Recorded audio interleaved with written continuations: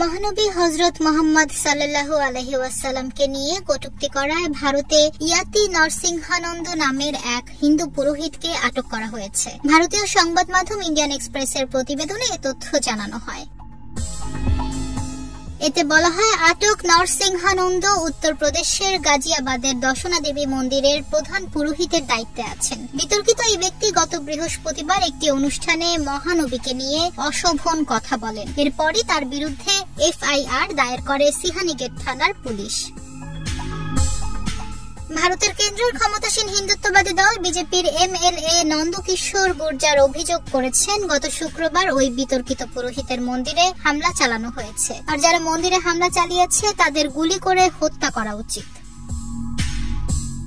তবে পুলিশ মন্দিরে হামলার কোনো প্রমাণ পায়নি বলে জানিয়েছে সংবাদ মাধ্যম দ্য ইন্ডিয়ান এক্সপ্রেস। ইসলাম ও মহানবীকে নিয়ে সম্প্রতি ভারতের বিভিন্ন পুরোহিত ও রাজনীতিবিদ বাজে মন্তব্য করেছেন। এর জেরে কয়েকদিন আগে মুম্বাইয়ের দিকে রওনা দিয়েছিলেন হাজার হাজার মুসলিম।